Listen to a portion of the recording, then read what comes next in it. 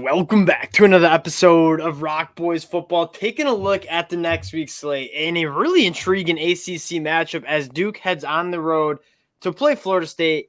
Starting with Florida State, that offensive line performance you saw against Syracuse yesterday, that was my one thing I was waiting to see for Florida State. They were shuffling a lot of guys on the offensive line.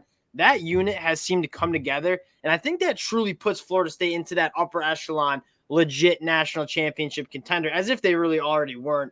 And then, Dill, you look at this Duke team, and I think a lot of people are counting them out because they don't have Riley Leonard, but at the end of the day, or probably won't have Riley Leonard, at the end of the day, this is a Duke team that runs the football extremely well and plays smothering defense on the back end.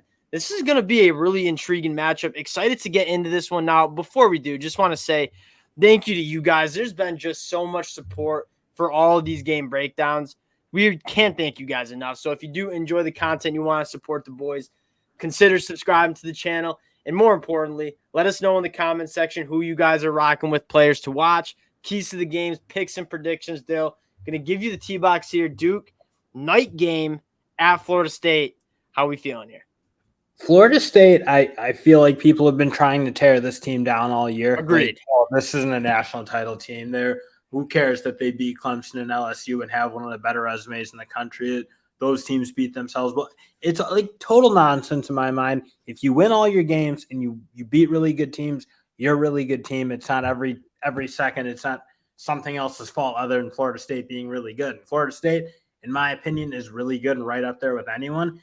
And obviously, on the other hand, with Duke, they're going to be a tough team for everyone to play because they don't make really any mistakes, especially in the secondary. They give up like nothing easy, and they can run the ball and do what you said.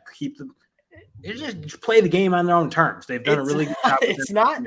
It's not a crazy reality that Duke is undefeated heading into this game. Like beat Clemson at home week 1.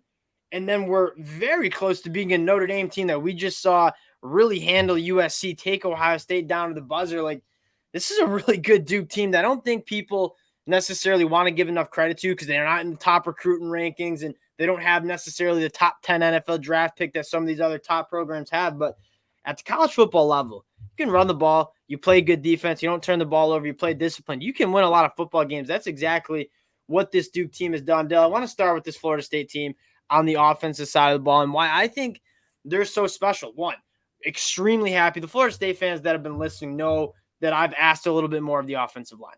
Like, I think this is a national championship contending team. I wanted to see that offensive line take a step. I don't know if the boys were listening to me, but they certainly took that step against Syracuse, absolutely dominated up front. What makes this Florida State team so special is they're so balanced. I mean, they can, if you want to play two high safeties and try to take care of guys like Keon Coleman and Johnny Wilson vertically, Trey Benson and Lawrence Tuafili are both averaging 7.1 yards per carry. They can run the rock. You want to take those safeties inside and try to take away the run game. You're looking at two of the best vertical threat receivers on the outside, pushing it down the field with Jordan Travis at the helm. You look at this Florida State offense with a good offensive line now. How are you stopping this team? And one thing with Johnny Wilson being out yesterday, you even got to see a couple more guys emerge. I thought they were able to use Jaheim Bell, who, again, just needs to be a little more consistent catching the ball, but you see the skill set to be that game-changing tight end in the middle, can do special things, can catch screen passes, can run with it. A very unique skill set that I feel like they haven't totally unlocked. And in a sense, I think part of that is on him, frankly, and just not being consistent and sure-handed.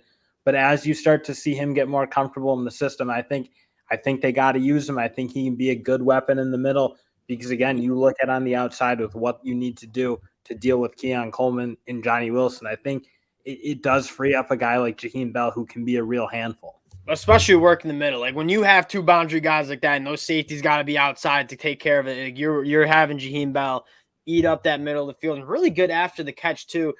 Going to this Duke defense, though, and like talking about some of the challenges they present, when I watch this Duke team, that secondary is about as solid as it comes. And I don't think I think I started saying they're really well coached. They don't make mistakes. They do all of those things.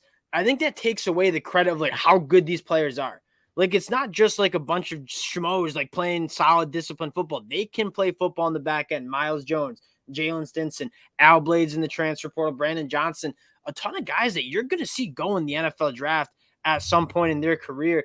I think personally, this is the best secondary Florida State is going to see, and I cannot wait to see that battle between guys like Keon Coleman, Johnny Wilson, hopefully healthy, Jaheim Bell, Jordan Travis versus secondary that is absolutely nails in the back end. And you just see how hard and how much how difficult it makes you to score points when you're a secondary that really doesn't make anything easy, where they're on guys and you need to make really good throws and really good catches to take care of business and move the ball down the field, especially through bigger plays, which Duke really doesn't allow any of that. So for Jordan Travis, it'll be like you got to play patient. You got to take what you can get and not be forced into mistakes that Duke's done a good job on. And the other side of that for Duke and what's made them really effective is that their defensive line creates havoc, especially up the middle with Franklin in company. Dwayne Carter's a rock too. Dwayne Carter's a horse too. Like that interior, especially, I think they're drawing penalties, they're getting sacks.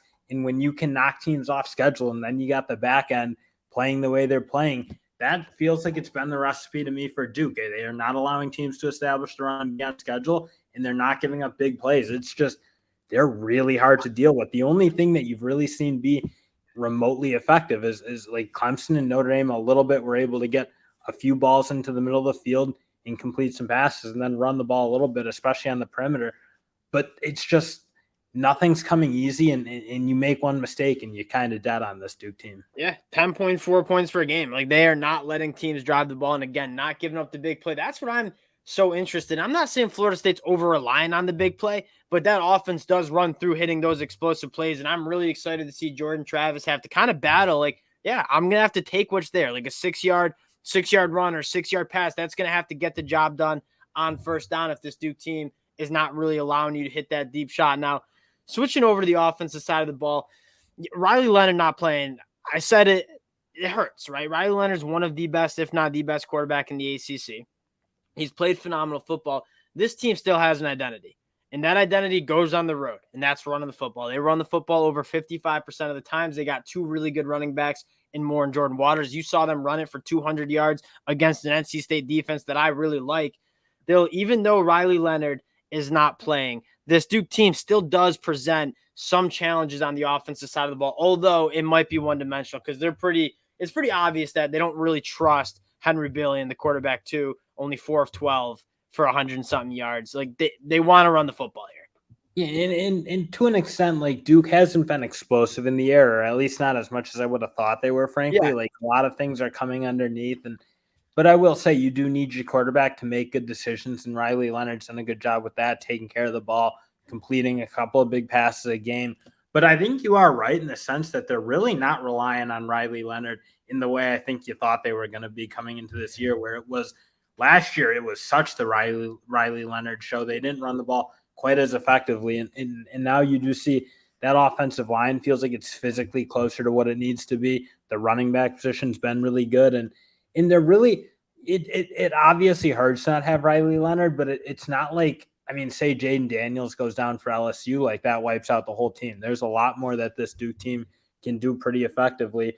And they're not relying on like ultra high level quarterback play either. It's just being solid and taking care. Would like to preface here though that still big fans of Riley Leonard, like still a very good football player, but it's a Duke thing. Duke's a really good team though. They're not a bad team that has a good quarterback is essentially what point I'm trying to make. Yeah, no, that I think I can get with that. But again, I do think that the issue if you're Duke in this game is that you're a little bit worried about being too one-dimensional. They only threw the ball 12 times against NC State at home. On the road, night game against Florida State. Like, how many times are they going to want to air it out without Riley Leonard at the helm? You look at this Florida State defense, and for Florida State, it's been really solid on defense. I think all three levels. The secondary has played phenomenal football, but you got to look at the front seven here because this is a Duke team that's going to want to pound the rock. And although Jared Verse gets a ton of hype in terms of being a pass rusher, Florida State fans have heard me say this plenty. He's not necessarily stuffing the stat sheet this year, but when you watch the tape, there's no better edge defender against the run than Jared Verse. You combine that with guys like Braden Fisk, Josh Farmer's playing phenomenal football, Fabian Lovett on the inside.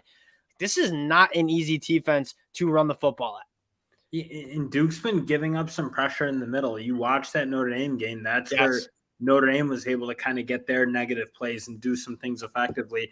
And frankly, I think this interior for Florida State's better. I think it's a little deeper. It's deeper, yeah. And that'll be the test for 100% for Duke is can they control that middle of the field? Because especially with Riley Leonard being out, you're probably going to need to establish something on the run game. And those three especially, but even the guys behind them, they're deep, they're giant, they're physical, and they all make plays. So and they got good backers too, like these linebackers, DJ Lundy, Tatum Bethune, like playing really good football. Getting to the pick here, Duke 14.5-point dogs on the road, and I have a general rule. When Duke is 14 plus, like I've learned, we took Clemson to cover 11.5 points against Duke earlier in the year. Duke wins outright. I don't love taking Duke as 2 touchdown dogs. I don't love betting against them, I should say. That being said, with no Riley Leonard on the road at night, with how good this Florida State team just played against Syracuse, still, I'm rocking with Florida State here to cover the 14.5 points. I think Duke on offense is just a little too one-dimensional. I don't know if they're scaring you enough pushing the ball down the field. And if Florida State can put bodies in the box, I think they have the personnel to stop the run and put points up on the board here. I got Florida State covering that 14.5 points. Yeah, and I don't love it either. I don't like that type of line, especially with a team that plays that good and doesn't give up big plays. You got to have 4 or 5 perfect drives, and that's almost how you got to play with Duke. That's tough to do, but I think the big thing is Jordan Travis has just matured into a guy who he's not relying on big plays. He can just play solid quarterback and run a team up and down the field. I think we've seen that, frankly, this year, and that's been the step in his game you're waiting for, and I think he's made it. And frankly, yeah, Duke maybe hasn't given up big plays to anyone they've played yet. They haven't seen anything in the ballpark of what Keon Coleman is in Johnny Wilson. Like those two guys, Keon Coleman especially, are just, they're hitting big plays on everyone. Nobody's found any answer to stopping them or slowing them down from getting downfield. And yeah, Duke's played good, but Clemson, Notre Dame, those aren't the wildly explosive offenses that Florida State is. So I'm really excited to see if Florida State can hit the explosive play, because you are right. Notre Dame, Clemson, not the most explosive offense. This Florida State offense is explosive. Duke's been really good at not giving up the explosive play. And at the end of the day, quarterback 2 going on the road, Doak Campbell Stadium at night. You got to ride with the Noles. This is such a complete team. Appreciate you guys rocking with the fellas. Again, if you do enjoy the content, consider subscribing to the channel. Appreciate you guys, and we'll talk to y'all later. Peace.